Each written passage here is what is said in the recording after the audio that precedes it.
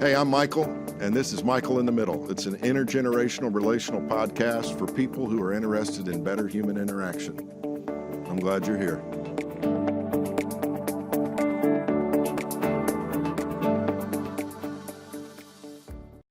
So this is really exciting for me to welcome you into another episode of Michael in the Middle. I'm with, I would just have to say, among my acquaintances, the world's most interesting man.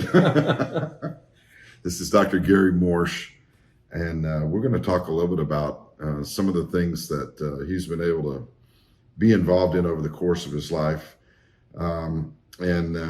Just to dive right in, I know Heart to Heart and Docs Who Care. Are those the two main enterprises that you have been involved in? I mean, I know there's a lot more history there, but what is it that you are doing at present? Well, I practice medicine, and I always felt like that was going to be my ministry. So I approached it just like a pastor would or a missionary, let's just say. So anyway, I've been involved in compassionate ministry and various service projects my whole life, organizing things. So I started Heart to Heart, and it's taken off. It's just 30 years old. It's unbelievable how strong and effective it is worldwide. And of course, Docs Who Care it's how I make my living. Okay. By staffing, I contract with the hospitals to run their ERs. Then I hire the doctors to put in there and supervise them. And so that's really, really grown quite large throughout the Midwest, out to the West Coast. But my most recent effort is when COVID hit, I felt like it was a all hands on deck moment. And both the major organizations that I've started, both of them felt like they were going to have their hands full with COVID. Just my staffing company, Docs Who Care, we knew that our docs would be getting COVID. Local docs would be getting COVID, and they'd be asking us could you cover the inpatient? Can you help us in the clinic? That indeed happened. And then Heart to Heart felt like they were going to be busy just shipping PPE, the personal protective gear all over the world, which they did. So I decided to start a new not-for-profit, Global Care Force. So that organization mobilized well over 100 medical teams all over the country to treat COVID, as well as now in the Ukraine. So that's my major focus right now. That's amazing. And I know that our families go back a lot of years in terms of involvement with, efforts through the Church of the Nazarene and through I guess the channels of ministry through the church. But your organizations have gone way beyond that connection that you've had through that. Talk a little bit about your journey. I mean, you went to college. Did you major in pre-med? I mean, did you always know you wanted to be a doctor? No. No, I felt I was called into ministry. Okay. So at a vacation Bible school when I was like in fourth grade, the speaker said, all of you who would like to dedicate your lives to ministry, you can call if you feel like you would be ready to serve if God calls you into ministry. Come down and let's pray. So I went down to the altar. Fourth grade? Yeah. And of course, my dad was the pastor of the church. Everybody after that said, "Oh man, you're going to be a preacher just like your daddy." They said the same thing. Yeah, I got that occasion. Yeah. Sure did. And so my whole idea of ministry was, you serve God best as a pastor, evangelist, or missionary. I just assumed that. No one ever said that. Mm-hmm. No one would say that. That's not really biblical. Paul was a tent maker. He made a living. He was in a sense a lay person. So, but it was in college. So in college, I majored in political science, religion, philosophy, trying to figure out what it was, just waiting for God to beat me over the head with a call, because everybody always talk about their call, like and I expected that. And then I realized that God had been calling me probably my whole life.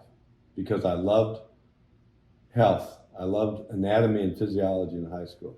Okay. I was reading medical textbooks when I was a kid. When my dad and mom and the kids would go visit some doctors, after church they'd have us over for pie or something. I'd be in there in the doc's study, looking at his books, paging through it. So it was my junior year in college at Southern Nazarene that I realized my calling was to go into medicine, and that would be my ministry. So that's how I got started.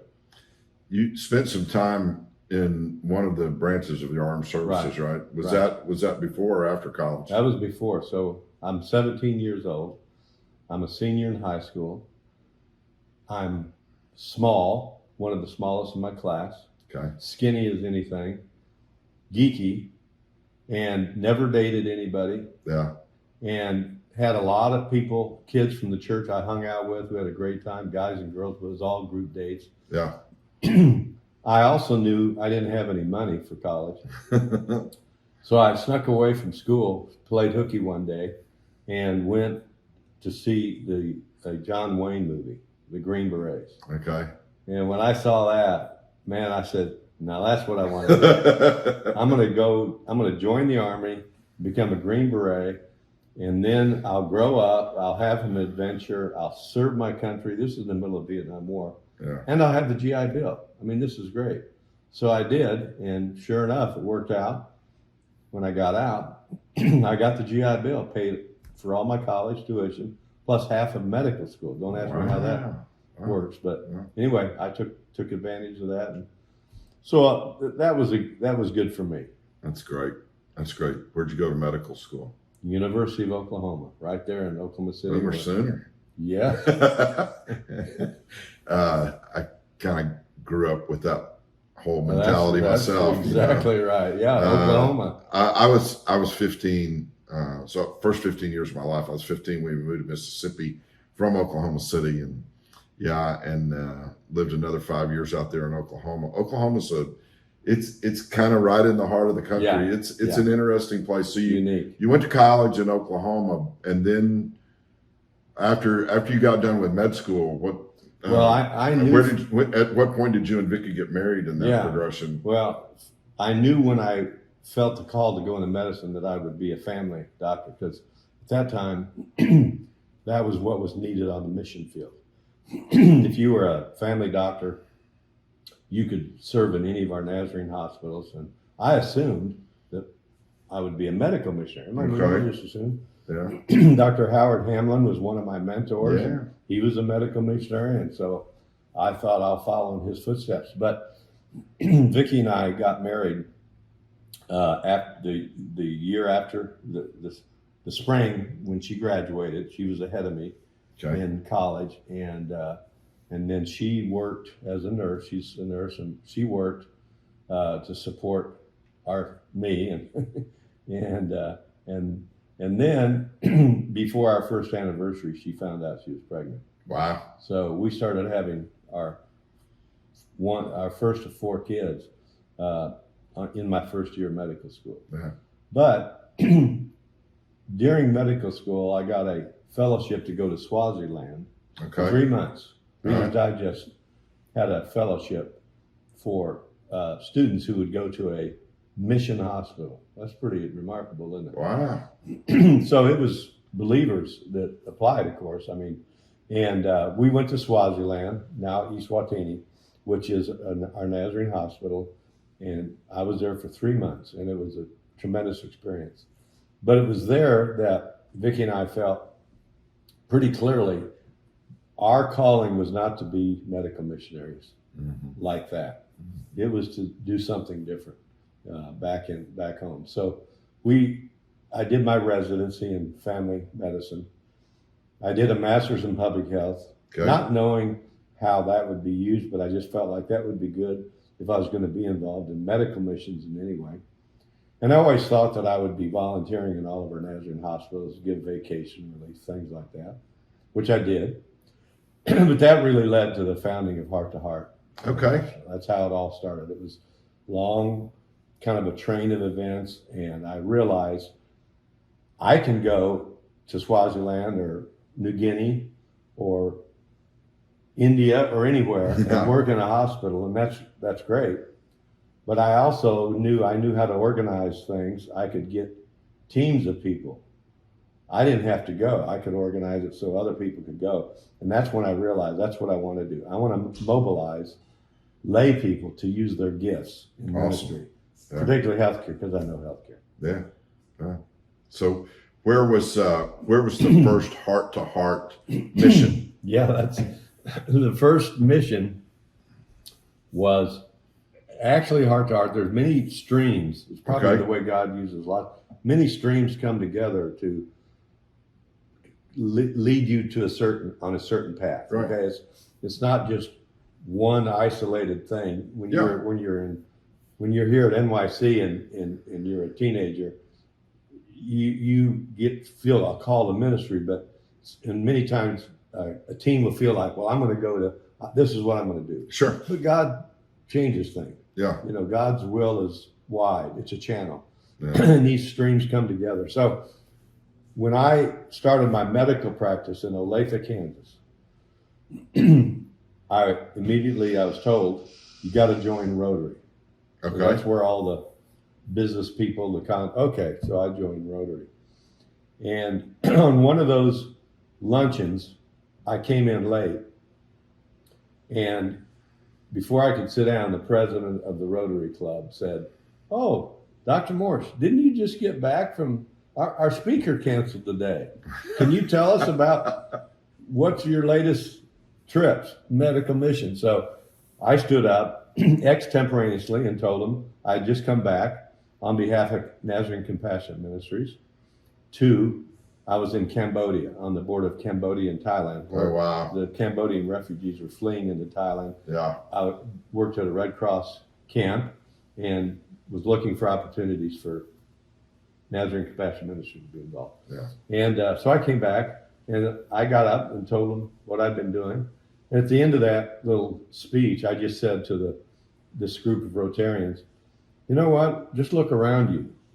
There's about 100 of you here.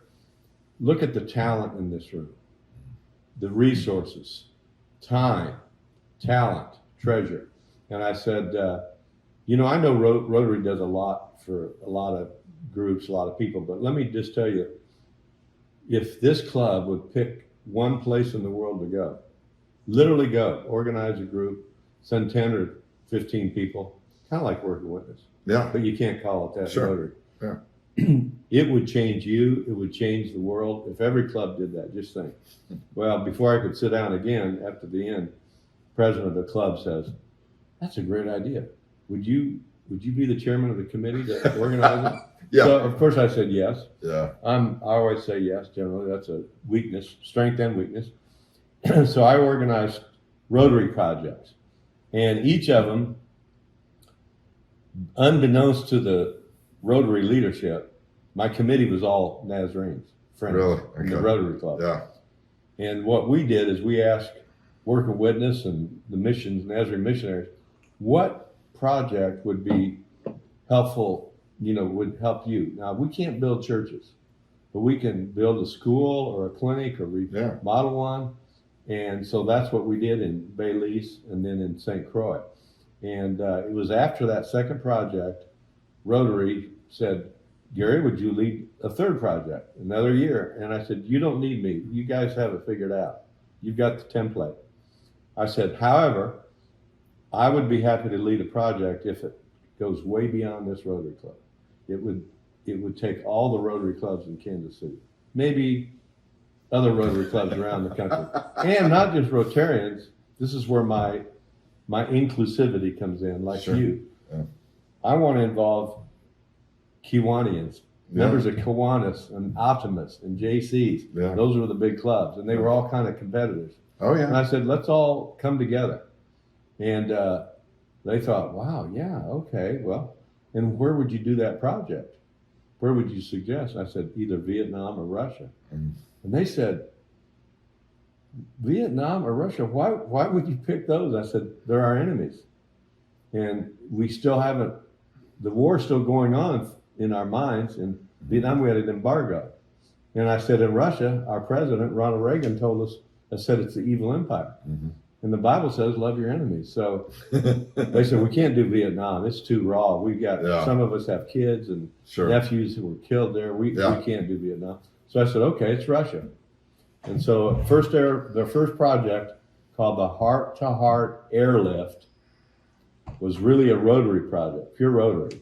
Oh my word. And we got a C-5 Galaxy cargo plane, Air Force cargo plane, approved by the Department of Defense, flew to Olathe. We actually have an airport in little Olathe. It was a former Navy base. And that plane was filled with 75 tons of donated medicines. So you're in Olathe, Kansas, and the C-5 comes in. You loaded it up, and where did you go? I mean, Russia's pretty big country. So obviously, at that point, especially, obviously, there'd been a lot of advanced planning. I had been over there once. Sure. My only other non-Rotarian involved who worked for me in my medical practice was a lady named Barbie Moore. Oh my word! Yeah. And Barbie, I hired Barbie. She's actually a medical assistant. She was trained as a medical assistant, but never worked that. Yeah. And she met Harlan and got married. But anyway, Barbie is a super organizer and just understands the transformational power of volunteerism, of service, of serving the poor or the needy. And so she went over a couple of times. We had 34 hospitals identified that were going to get the medicines. We knew which medicines were going to every hospital. We knew she had lined up trucks to drive up behind the unload as the C-5 came out. We had the pallets all organized so that these 5 pallets went. We had 160 pallets. So 34 hospitals, that would be what, about around 5 pallets per hospital. That's a truckload, And so we would load those pallets onto the trucks, and then volunteers would literally ride with those trucks to the hospitals, or have a car go with them from the hospital would send a car, and they would actually accompany the medicines to make sure they didn't get diverted or stolen or gone, whatever. And that project was so successful that before I got home, there was a message on my answering machine from a member of the Joint Chiefs of Staff in Washington, Pentagon, saying, Dr. Morsch, this project was absolutely it's the biggest joint government civilian project, public, private, partnership we've ever done. And we would like to ask if you would consider doing another airlift to St. Petersburg, Russia, and we will give you another C-5. Well, I mean, with an offer like that, you had to do something. So we incorporated a not-for-profit, and we needed a name. Well, we had called our airlift the Heart to Heart Airlift. The idea was the heart of America to the heart of Russia. And so we thought, let's just call ourselves Heart to Heart International. So that's where we came up with the name. Well, that was the beginning of so many airlifts. I mean, we got airplanes from the Air Force, thanks to you, the taxpayer, and other taxpayers. We got dozens and dozens and dozens of C-5s, C-17s, C-130s to fly our medicines all over the world and to take our volunteers.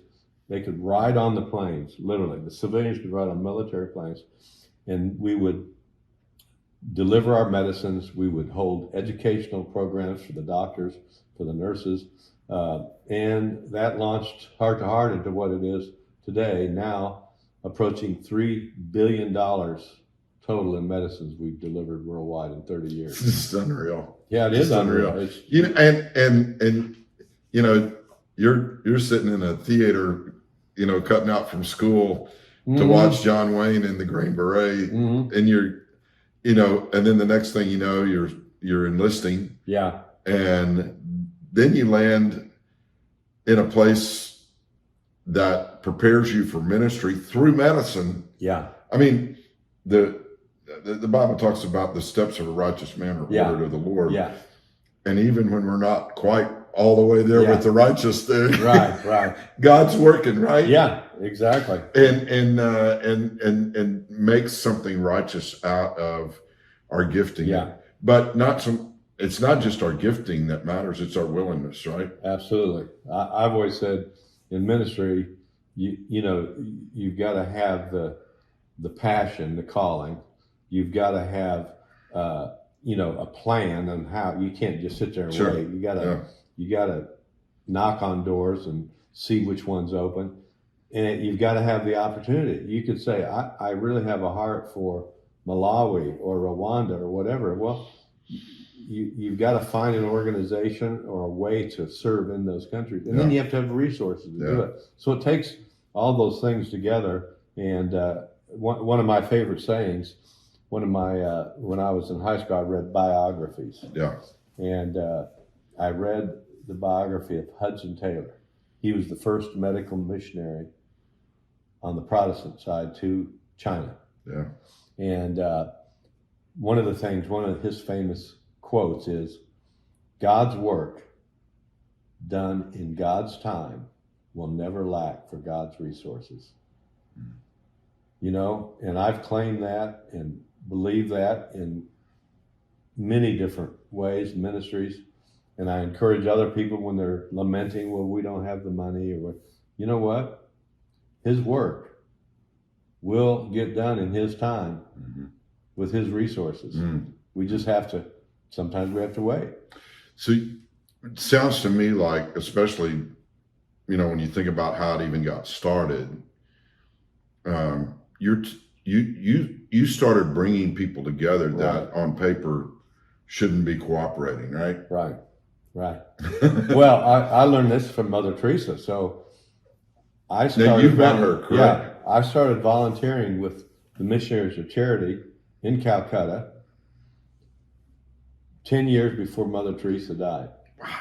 And the way it happened was I had gone over to work in the Nazarene Hospital in India, Washam, India, and Nazarene Compassion Ministries had asked me to kind of assess the situation, see what it was. This kind of a struggling hospital. Yeah. And I thought, I'm in India. I should just fly over to Calcutta and meet Mother Teresa and volunteer, because I'd heard that's what a lot of people did. They would volunteer. So I did. And that was in the day before email. You didn't email and say, hey, can I come? And there's these dates were, you just showed up. Okay. So I showed up in Calcutta, downtown, at the Mother House, knocked on the old door, wooden door, and the door opened, and there's the sisters in their white saris with blue trim. And I said, I'm Gary Morsch. I'm a doctor from the United States. I'm here to volunteer. And they said, come in, doctor. Just sit here, and we'll tell Mother Teresa. We'll tell Mother. Okay. Yeah. So I sit there for a few minutes, and then one of them gets me, and they take me up some stairs to the second floor, and that's where Mother Teresa's room was, and a little office, and a bench outside her office. And they had me sit down on the bench. Out comes Mother Teresa, and so she spoke English. Yeah. She's Albanian, actually, not. Oh man, that's incredible. Yeah. Yeah. So she spoke. The reason I responded like that is that I had an opportunity to go with a team from Trevecca. Steve Harrison and I led a team of students, and we went over to Albania for a little over a week to do work projects. And so my heart has been drawn to Albania ever since. That was in 2000. Yeah. And, anyway, I digress, but I didn't know Mother Teresa was Albanian. She was an Albanian devout Catholic child, teenager, and at the age of 12, she felt God calling her to be a nun. Well, she joined a order out of Ireland. Okay. The Sisters of Loretto, they spoke English, of course, so she had to learn English. Yeah. And they sent her to Calcutta to teach geography in a private girls' Catholic high school for the wealthy. And for 18 years, Mother Teresa taught and served, but she saw the poor outside the gates, outside the fence, and felt the calling to go serve the poor. And she had to get permission from her bishop and the higher ups. And they finally said, you know what? We're going to give you permission to leave this school, leave this convent, and go serve the poor. And that's what she did, and that's how she started. Just she and one other sister, who I also got to meet and know, started this, and then of course it grew and grew, and now it's an order of itself. So how did she welcome you? I mean, Yeah. So what she did, I said, I'm a doctor from the United States. I had my little stethoscope on. I wanted to make sure everybody knew. Had my little khaki pants, polo shirt. I wanted to be presentable. And she goes, okay, this is great. Just a minute. So she went into her little office, and there was other sisters in there. They had a typewriter, and they were working, and one telephone in the entire convent. She wrote something down, came out, and had a piece of paper that was folded. She gave it to me and says, I would like you to go to the home for the dying. That's a hospice. That's where she started. The home for the dying. Yeah, it's called Nirmal Hriday. It's in a Hindu temple. The Hindus actually gave this area, a little bunch of rooms to her to use, and that's where she started her ministry there by picking up homeless men and women who were dying on the streets and loaded them up in whatever she could get, rickshaws or taxis, or eventually she got her own vehicles and took them there. And it was a hospice, and the sisters and the volunteers would care for them until they died. They might live for a week or two, and so that's where I wanted to go anyway. I knew about this. I'd read about it, and I thought, I'm a doctor. I'm going to save lives. This could be fantastic. So I took the note. I didn't open it and read it. I probably should have. She said, give it to Sister Priscilla. So I show up, literally took a rickshaw, a guy running the streets barefoot, pulling me, and took me there and dropped me off. And I went in, asked for Sister Priscilla. She came to the front. I gave her the piece of paper. She smiled and said, well, welcome, and follow me. I thought, okay. So we went to the women's ward first. I thought, this is great. Women first. We just kept going through the ward, and then we went to the men's ward. And I thought, okay, I guess we'll start with the men. Well, she didn't stop there. And each of these wards had like maybe 20 beds, little cots full of people, and sisters bathing them, feeding them, cleaning them up, and a few volunteers. Yeah. And well, we went through both wards, and I thought, well, where do we go next? And she took me in the kitchen, and they were cooking rice and had over an open fire. And I thought, oh, well, these guys, they're going to feed me lunch. Isn't that something? Because it was nearing lunchtime by that time. Okay. But we didn't stop in the kitchen. We went right through the kitchen, so-called kitchen, out to the alley in the back. I thought, man, this is weird. Where is she taking me? And she stops and says, there was a big pile of garbage, and there was a shovel and a bucket, like a 5-gallon paint bucket. And she said, doctor, here I am. I have my stethoscope on, all dressed. She goes, doctor, we need you to take the garbage, put it in this, bucket, and carry it to the town dump. And it's just right down. You just go straight, and you'll run into it. You can't miss it. How far was it? Well, several blocks, and it's hot and it's humid, and I'm thinking, how many trips did you have to make? Oh man, maybe 20 or 30. Because that 5-gallon bucket, No, it didn't. And the pile of garbage was high, and it's not like newspapers and milk cartons and plastic. It was rotting food, human waste they'd cleaned up. It was just garbage, and I just, as I carried it, I just got more and more irritated, thinking, why me? And I didn't want to leave my stethoscope just anywhere, like even in the house, if somebody might walk through. And so I still had my stethoscope on, and by the end of the day, it was middle of the afternoon, but when I finished, and volunteers went home at 4, it was probably 3, and I was really just like thinking, do they not understand that I'm a doctor? Mm-hmm. I could be in there helping take care of patients. I mean, they didn't have any doctors. You could get some local person and pay them. They'd love to have this job. Yeah. Why me? This is not fair. This is not good stewardship, is what I was thinking. This is not This is not how it should be. And I was all full of myself and what I thought I could do, and I was not there with a servant's heart to do whatever I'm asked. So I decided I was done for the day, and then I knew I'd come back the next day. So I said to the sisters, well, I think I'm finished. I might as well go on back to my hostel. And I said, but I probably ought to say bye to Sister Priscilla. So I'm standing out in the front area waiting for her. And as I'm looking around the walls, I see a crucifix, which is very common in all Catholic institutions and homes. But then I saw a poster with a handwritten poster with a quote on it. So I walked over to look at it, and there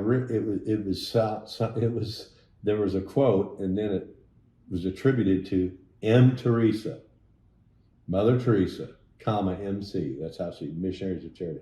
I thought, oh, this is Mother Teresa. They have and I read it, and when I read it, I realized that's why Mother Teresa had sent me. She had told Sister Priscilla, probably garbage detail, trying to not break my spirit, but let me think about why I'm here. And the words on that quote are one of her most famous sayings: "We can do no great things, only small things with great love." See, I had come to do great things. Yeah. And I didn't have a servant's heart. It wasn't, and I realized, you know what? No, it's about the heart. I need to be willing to do small things like carry garbage with great love, not being irritated and angry. And that lesson, really was important to me. But there's another thing she taught me, which I'd be happy to tell you about, that really clarified the kind of ministry I was going to be involved in. Are you ready? I don't know. You know Matthew 25. I do. Everybody knows Matthew 25.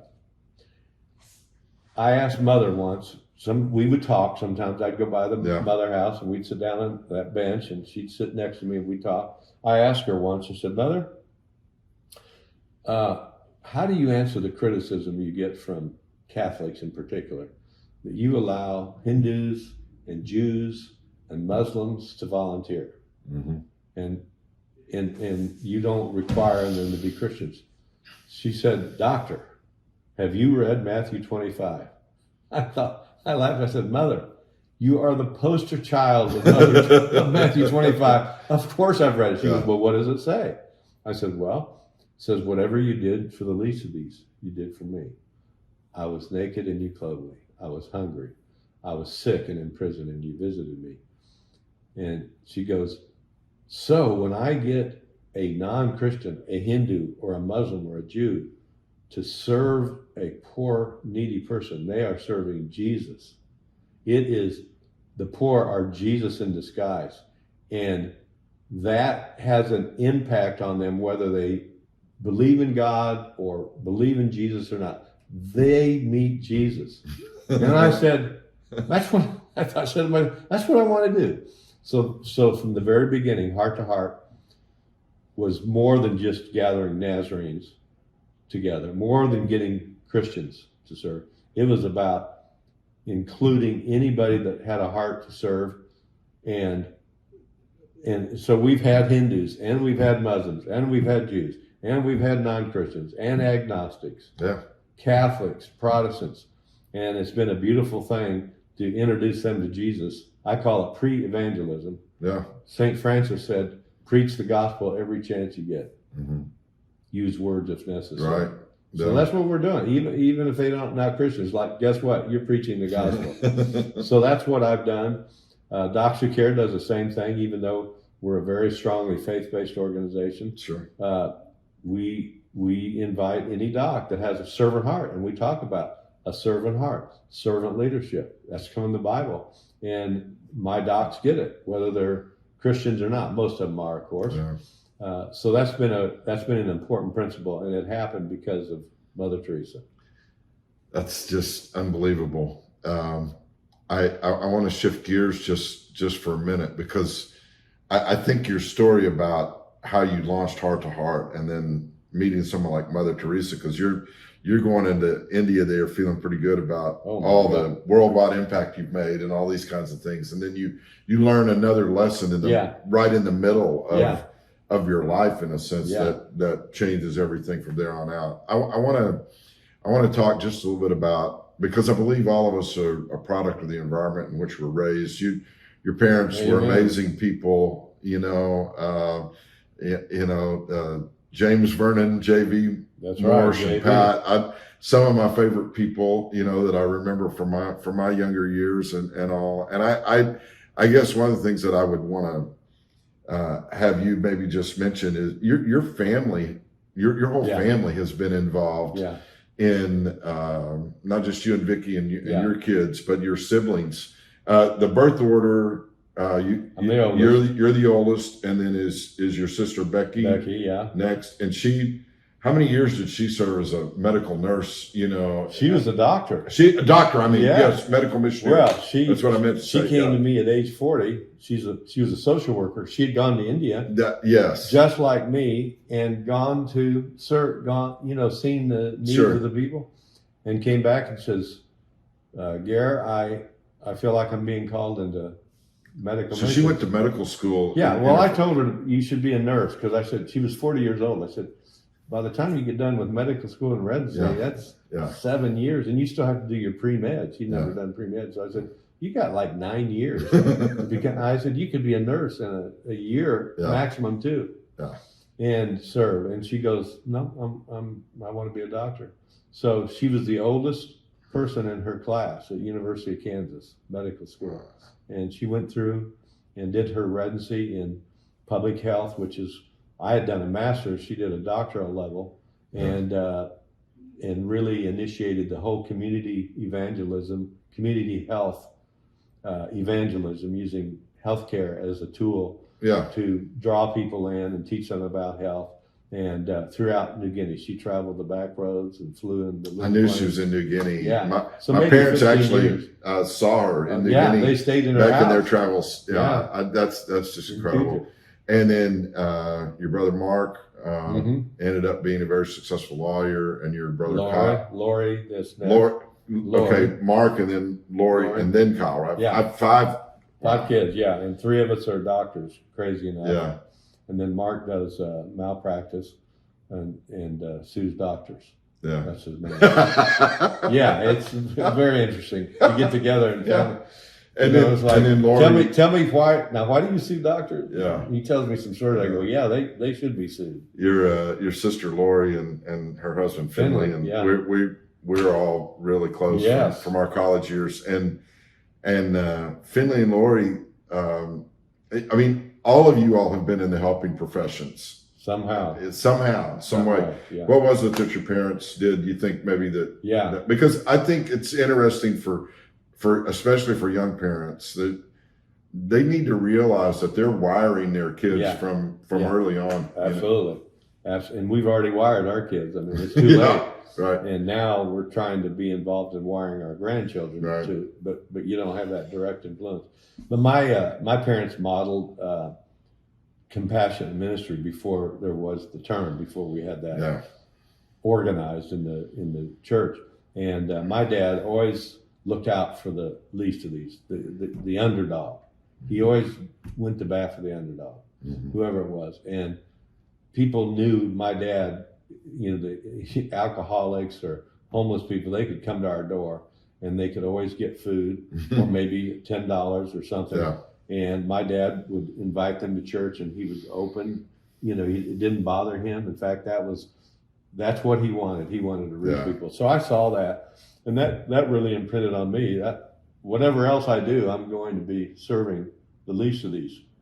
I didn't know all the terminology. And then on my Vicky's side of the family, her family, the Wessels, Dean and Roxy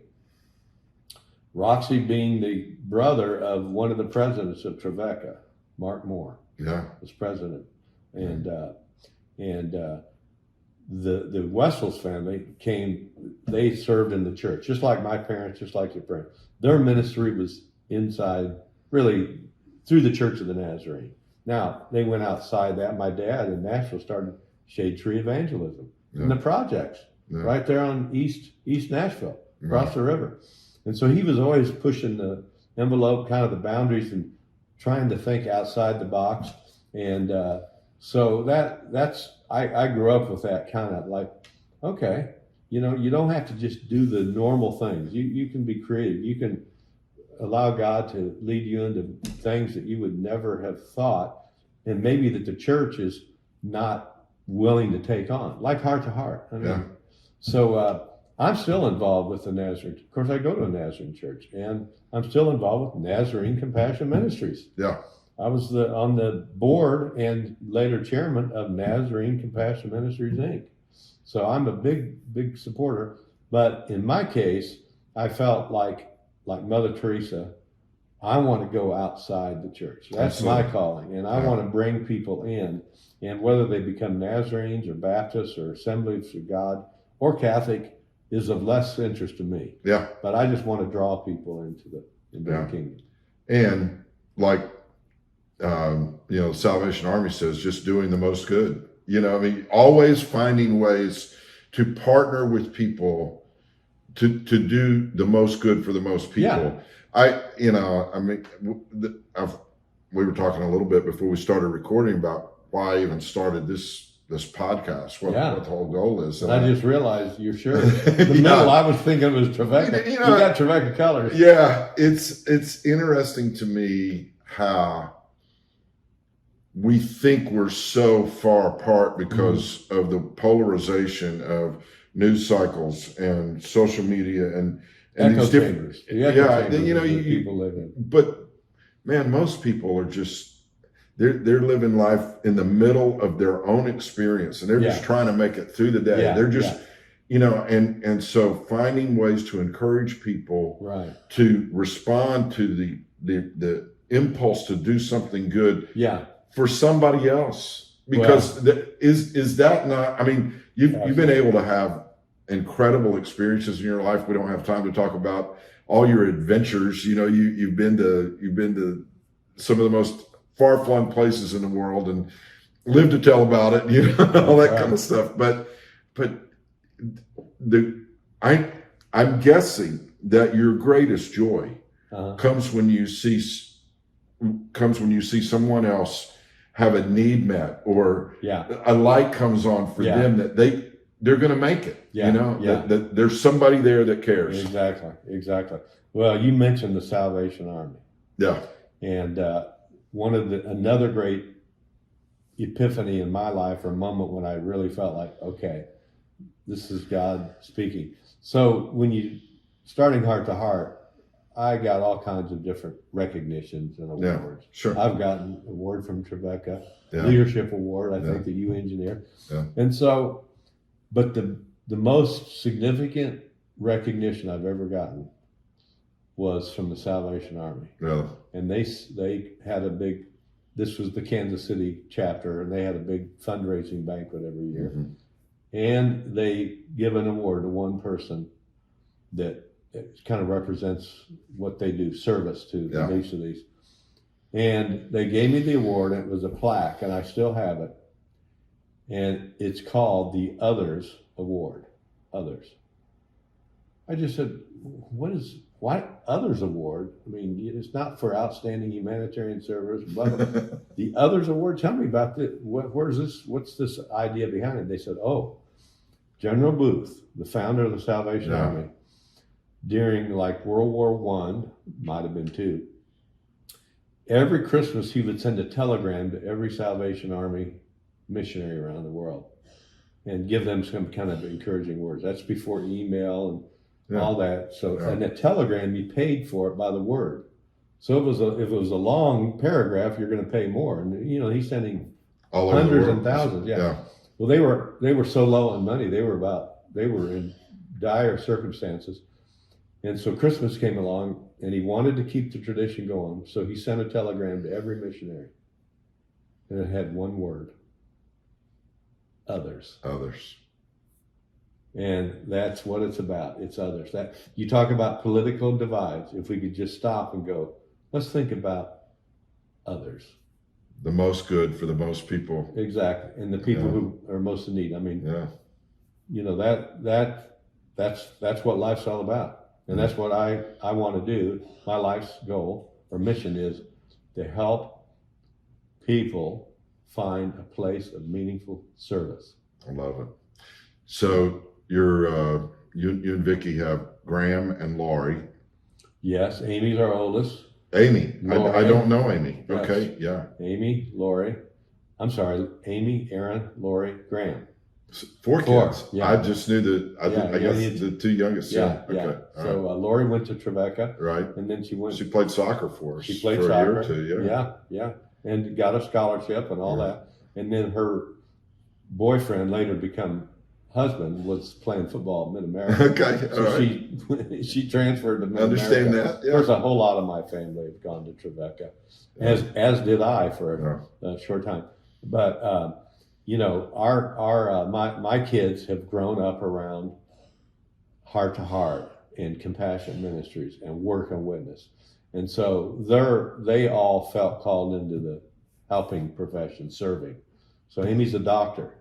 Now I took my 3 daughters to Calcutta and introduced them to Mother Teresa, and she bonded with them, took them into her private quarters, had her sari off, which I've never seen a picture of her without it on. Yeah.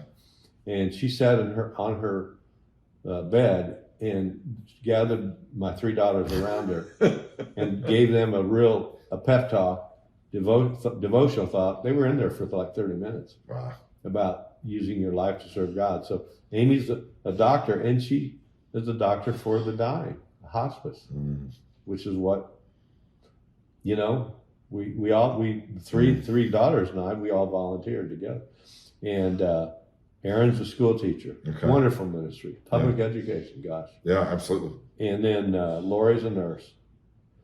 And Graham is now the CEO of Doxy Care, which is a very mission. I mean, it's about serving the least of these hospitals, which are small rural hospitals struggling to keep up. How many, assuming you have a grandkid or 2? 15. 15. Can you believe it? That's nice. Yeah. and 4 of them are adopted. They're half siblings. They're African Americans. Okay. All with the same mother. Yeah. Different fathers. And Laurie and Jeremy are raising those 4 kids along with their 2. That's a ministry in itself. Fostering and or adopting needy children in America is such a wonderful ministry. If you had to strip it all down to the bare bones and why you think that original pull on your heart has extended across the generations. I mean, is it words you've shared? Is it the things you've said? Okay, this is who we need to be. Or is there something even more organic than that? Do you think it all just started because you ultimately said yes to that pull, to that call? Yeah. How does something like this happen, Gary? Well, Michael, one thing I enjoy about being around you is you tear up pretty easily. You're pretty passionate about, so yeah, you can wipe the tears. I appreciate that about you. There were words, and one of the things I've done is put my thoughts and words into writing, and so I've written several books with these stories in them, and with the point. The point is not some grand adventure, Gary's grand adventure, interesting adventure with Mother Teresa. It's what's the teaching point? What is it that we can learn from this? So they've seen that. I would always write emails home, and once we got emails, before that it was just I kept it on my laptop, and then before that it was written. And they've read those, but it's really been actions. Actions speak louder than words. That's what they say. And I believe that. And so I think over the years, just being involved and I was gone a lot as they were growing up, and they knew they were sacrificing something Sure. for me to fulfill my calling, but we talked about it, and they understood, and they went with me. All my kids have gone with me. They've traveled more around the world than most kids already. By the time they finish high school, they've traveled in many continents, being involved in compassionate ministry or heart-to-heart projects. So I think it's just trying to, words are great, but spoken words go in one ear and out the other. Written words stay. Yeah. Okay, so that's good, but you have to take time to read them. But just watching people in action, whoever they are, whether it's a pastor or youth minister, and they had great youth ministers, great mentors. We were in a great Nazarene church, and so it all came together. And people of our generation who have kids, we grew up in the church. The kids grew up in the church. One question we sometimes ask is, how many of your kids are in the Nazarene church? Yeah. You know what? I'd say about half of them or more are not. Yeah, I'm certain of that. Yeah, but I always said to my kids, guys, it's not about going to a Nazarene church.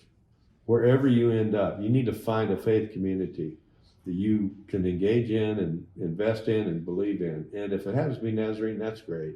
Yeah. But I said, half the little towns I've worked in, I'm not sure I'd go to the Nazarene church, But what counts is a faith community.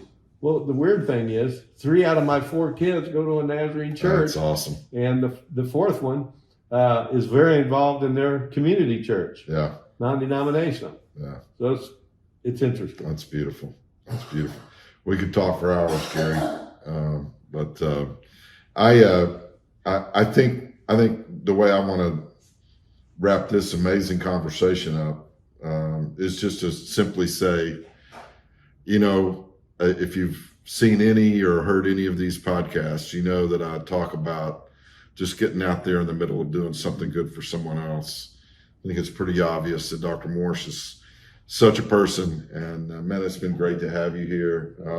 Thanks for joining us here for this episode, and I look forward to seeing what new things are still out there for me at the ripe old age of 63, right? Absolutely. Or whether you're 80, your dad. My dad's 86 and he's down here. The pink shirt, just by way of explanation, is not just a really cool and hip shirt. It's the Thursday shirt for Nazarene Youth Conference down here in Tampa, Florida. And Dr. Morsch, how many NYCs have you helped with the Wellness Center area? Well, I missed the first 2 because I was growing up. I was a kid, but I've missed 2 since I started in '66. Goodness, 1966. And you've led the wellness area, the first aid kind of thing. Medical team here on site. Yeah.